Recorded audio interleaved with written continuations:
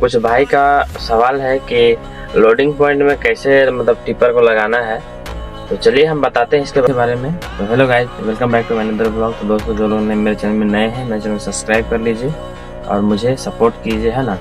तो मैं आज हम बताएंगे कि मतलब लोडिंग पॉइंट में हम लोडिंग गाड़ी को किस तरह से हम लोग लगा पाते हैं और कैसे लगाते हैं। तो ये हमारा देख रहे हैं केबिन है, और हमारा जो उधर का अपना ग्लास है, रियर व्यू ग्लास है, जो हम पीछे देखते हैं। देखिए पूरा दिखाई दे रहा है पीछे की ओर, है ना। एक ऊपर में भी ग्लास है जो कि मतलब छोटा करके दिखाता है काफ़ी, ताकि ज़्यादा जगह को कैप्चर कर सके। यहाँ पे भी देख लीजिए, जो जूम करके दिखा रहे हैं, बगल में गाड़ी लगी है और ये थोड़ा दूर दिख रहा है, दूर में दिखाई दे रहा है ना ये वाला। तो यही है मेन चीज़ रिवर्स लगाने का। तो हम करेंगे क्या, ये हमारा स्टीयरिंग हो गया। तो सबसे पहले तो हम आपको एक कॉपी के माध्यम से हम दिखाते हैं, है ना, कि मशीन में जब हम टिपर लगाते हैं माइंस में तो किस तरह से लगाते हैं। तो सबसे पहले मुझे बैग से कलम निकालना होगा। तो ये हमारा कलम निकल चुका है दोस्त, है ना, देख लीजिए। सपोज दैट कि ये एरिया कट करना है, ठीक है। यहाँ पे मशीन लगा है, इतना दूर से मशीन लगा है, ठीक ना। ये एक तरफ का ये बॉकेट हो गया, ऐसे करके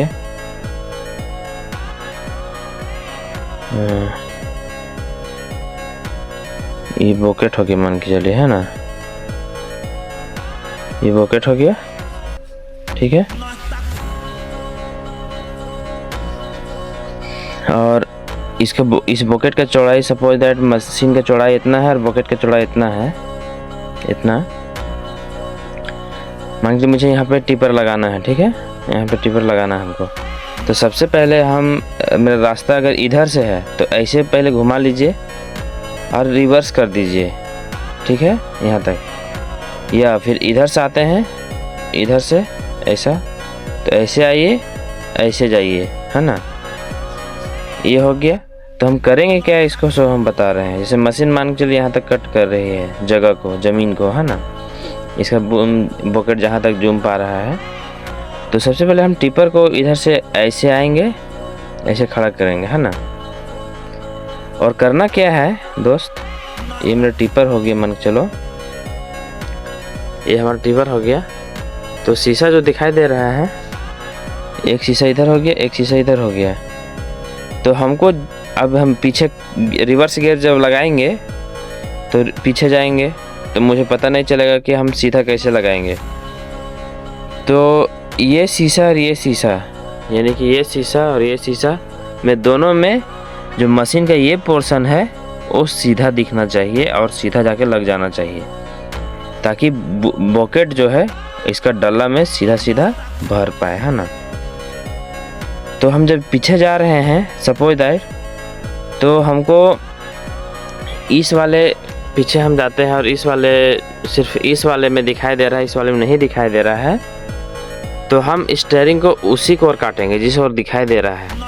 तो जिस ओर दिखाई दे रहा है उस ओर काटेंगे तो उस साइड ही जाएगा और इस साइड फिर दिखने लगेगा, यानी कि ऐसे उधर काटने के बाद उधर ही जाएगा और इधर थोड़ा दिखने लगेगा। अगर इधर दिखाई दे रहा है तो इधर ही स्टीयरिंग को काटेंगे, स्टीयरिंग को इधर घुमाएंगे ऐसा, ताकि इधर जाएगा और उधर का दिखने लगेगा। यानी कि हमको जिधर लेना है उसी को स्टीयरिंग को हम काटेंगे, यानी कि उधर लेना है उस ओर लेना है थोड़ा सा, तो उधर का स्टीयरिंग काटेंगे ऐसा, यानी कि ऐसा। और इधर लेना है तो ऐसा स्टीयरिंग काटेंगे, यानी कि ऐसा, है ना। तो यही होता है और इसमें कोई हार्ड नहीं है, बहुत ईजी लगता है। बस आप एक बार आप बताए नियमों को पालन करेंगे, बस, वैसा कुछ नहीं है। और जब तक अब मशीन घूम घूम के इधर मट्टी कुछ कर रहा है या साफ़ सफाई कर रहा है, तब तक टिपर को सामने नहीं लगा देना है जाकर के। जब वो बॉकेट को इस तरह से लेके खड़ा हो जाए माल भर के, तब जाके डंपर को यहाँ मतलब सामने ले सकते हैं, लेकिन सटाना नहीं है। उसके बाद यहाँ पे जाके इसको सटा देना है ताकि सामने से लोड दे पाए। और अगर मान चलिए आप अगर लगा देते हैं, कभी अचानक से जाके मशीन अपना काम कर रही है, इधर घूम घूम के कुछ साफ़ कर रही है, कुछ प्लेन कर रही है, क्योंकि मशीन को भी समतल जगह में रखना बहुत ज़्यादा ज़रूरी होता है। अगर आप जाके यूं ही लगा देते हैं और मशीन घूम जाता है तो उसका एक बहुत बड़ा स्पेस में वो घूमता है, उसके दौरान में वहाँ पे बहुत बड़ा घटना घट सकता है, यानी कि उसका जो मशीन का पीछे का साइड है वो आपके डाला से लग जाएगा और वो बहुत ज़्यादा डैमेज हो सकता है। इसलिए जब तक मशीन यानी कि पीसी और टिपर का जो संपर्क है वो पूरे एक हस्बैंड वाइफ का होना चाहिए, हस्बैंड वाइफ है ना, हस्बैंड वाइफ का होना चाहिए। यानी कि जब तक एक दूसरे को इशारा ना करे तब तक लगाना नहीं है टिपर को इस मशीन में, और जब तक इशारा नहीं करे जाने का तब तक जाना नहीं है डंपर को यहाँ से। तो ये कंडीशन होता है, यानी कि जिधर हम काटना चाहें, जिधर हम देखिए डाला तरफ अगर हम सटाना चाहते हैं तो इधर ही काटेंगे, तभी उधर जाके सटेगा, तब इधर दूर होगा, है ना। और हमेशा जब स्टीयरिंग को हम यूं काटते हैं इतना, यानी कि उसके बाद जब गाड़ी मुड़ता है उसको फिर यूं हम सीधा कर देंगे ताकि आगे का टायर फिर से सीधा हो जाएगा। इसे अगर हम काट दिए इसे, तो अगर हम काटे ही रहते हैं तो गाड़ी हमेशा तो टायर तो ऐसे ही कटा रहेगा। ये हो गई गाड़ी, मान के चलिए टायर हमेशा काट देते हैं इधर की ओर, तो अगर हम वैसे ही काट के रखे रहेंगे तो हमेशा गाड़ी ऐसे राउंड मारेगी, इसलिए ऐसे काटे। मान के चलिए ये रोड है ना, तो यहाँ हम टायर को काटें तो गाड़ी तो अपना मुड़ जाएगी, मुड़ने के बाद फिर रोड अगर सीधा है ऐसा तो फिर टायर को सीधा कर लेना ताकि गाड़ी सीधा आए, है ना। अगर हम टायर को मोड़े ही रहेंगे तो गाड़ी ऐसे आ जाएगी, सट जाएगी, ऐसे आग सटेगी। तो इस बात को हमेशा ध्यान रखना है। और एक बात और बताना चाहते हैं कि अब वोल्वो, ऐसे तो हमारा माइंड में वोल्वो पहले थी लेकिन अब नहीं है। वोल्वो 460 हो, 440 हो या 500 हो, है ना, आप चलाना इसको सीख सकते हैं। और सबसे बेहतर रहेगा कि आप कहीं जाकर चलाना ज़रूरी नहीं है दोस्त। आप अगर वोल्वो चलाना चाहते हैं तो सबसे पहले आप कोई अच्छा सा टिपर, यानी कि जैसे मैं हो गया कि टाटा हो, भारत बेंज हो, प्राइमा हो, या फिर गियर वाला गाड़ी अशोक लीलैंड हो, रॉक बॉडी, जितना भी बता रहे रॉक बॉडी का है ना, रॉक बॉडी होना चाहिए जो माइंस में चलता है। आप अगर गाड़ी चलाना जानते हैं तो आप कम पेमेंट में आप जाइए सबसे पहले कोई छोटा माइंस में जहाँ पे कम पेमेंट में भी अशोक लीलैंड है ना, जो भी है अशोक लीलैंड हो गया। और माइंस में चलने वाली गाड़ी है आपका आइसर हो गया, अभी तो आइसर का ऑटोमेटिक निकल गया, और भारत बेंज का भी ऑटोमेटिक निकल गया दोस्त। अब बहुत चलाना कोई बड़ी चीज़ नहीं है, जैसे एक वोल्वो को हम चलाते हैं वैसे भारत बेंज को भी ऑटोमेटिक और आइसर भी ऑटोमेटिक वैसे ही सेम टू सेम है, कोई अलग नहीं है, बस पावर का फ़र्क है।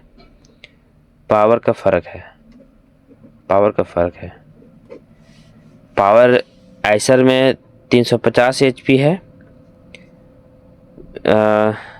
भारत बेंज में 320 HP है, और वही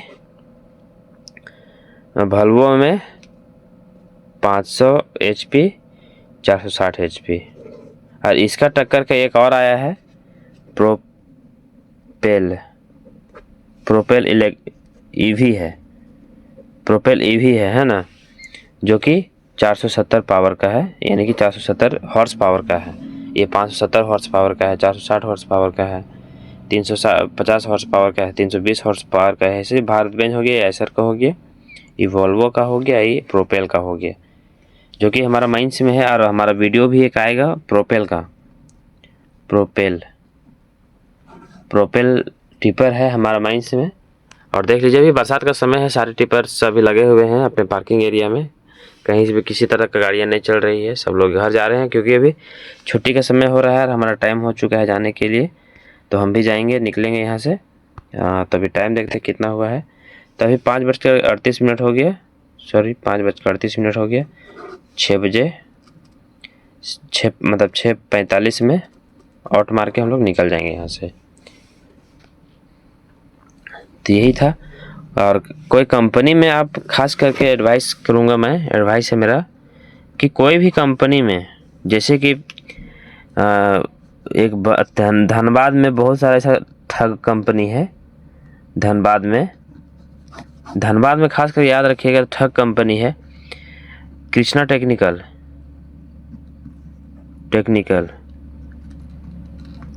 इन जैसे चुतिया कंपनी पे कभी जाना नहीं है। और भी बहुत सारे इसी तरह से पैसा लेकर के आपको बोलेंगे वॉल्वो सिखाएंगे, पैसा लेकर के बस आपको 2 दिन का ट्रेनिंग देंगे, किसी भी तरह चोरी छुपे देंगे। 2 दिन का ट्रेनिंग देंगे, वो भी दूसरा माइंस में चोरी छुपे देंगे रात को 1 आध घंटा। और आपको पैसा लेकर के आपको सारा पैसा ले लिया जाएगा सबसे पहले। उसके बाद आपको ट्रेनिंग में चढ़ाया जाएगा और 2 दिन आप चलाइए, 2 दिन चलाइए, वो भी 1 घंटा, वो भी मुश्किल से चोरी छुपे। आपको पैसा भी ले रहे हैं और आपके साथ मतलब ये है कि आप ये मत सोचिए कि आपको पैसा लग रहा है लेकिन आप बेझिझक होकर चले, नहीं, ऐसा कुछ नहीं है। आप पैसा तो दे रहे हैं लेकिन आपको चोरी छुपे 1 घंटा, 2 दिन, 3 दिन हार्डली और उसके बाद आपका कहानी ख़त्म हो जाएगा। तो 3 दिन के लिए आप अगर 30,000 दे सकते हैं प्लस में खाना। दूसरा बात, सिर्फ आपको रूम दिया जाएगा। थ्योरी बताता है, थ्योरी 15 दिन का रहेगा, ठीक ना। तो इन झांसों से आप लोग को नहीं पढ़ना है कि हमें सिखाया जाएगा, हमें बताया जाएगा, हम बहुत बड़ा ये हो जाएंगे। नहीं दोस्त, ये आप लोग को गलत तरीके से पैसा लूटने का काम करते हैं। और जैसे आप सोचते हैं कि हम वॉल्वो चलाना सीखे होते तो अच्छा होता, हम भी माइंस में जाते, नहीं, ऐसा कुछ बात नहीं है। अगर आप कोई भी अपना हौसला को आप रखेंगे तो आप वॉल्वो भी चलाना इजीली सीख जाएंगे। और वॉल्वो का भी एक वीडियो हम लाएंगे, इसी तरह से कॉपी में हम दर्शाएंगे आप लोगों को किस तरह चलाना है, पूरे अच्छे से पता रहेगा उसमें, ताकि आप लोग अच्छे चला पाएंगे। और ऐसा कोई चीज़ नहीं है कि आपको वॉल्वो चलाने से आपको बहुत ज़्यादा बड़ी कंपनियों में काम मिल जाती है, वैसे नहीं। वॉल्वो चलाना आपको सबसे पहले छोटा ही कंपनियों में मिलेगा काम, आपको बड़ा कंपनी की ज़रूरत नहीं है। और बड़ा कंपनी का बात अलग है। अगर आपको टिपर चलाना अच्छा से आता है तो वॉल्वो आप 1 दिन में पकड़ लीजिएगा। और 1 दिन के चलते या 1, 2 दिन, 3 दिन के चलते आप 30,000 रुपये खर्चा नहीं कर सकते हैं। कि हर कोई उतना पावरफुल नहीं होता, हर कोई इतना बैकग्राउंड से मजबूत नहीं होता है, और इस तरह से वो लोग पैसे ले लेते हैं। तो इन तरह के झांसों से आप लोग को नहीं बच जाना है, रहना है आराम से।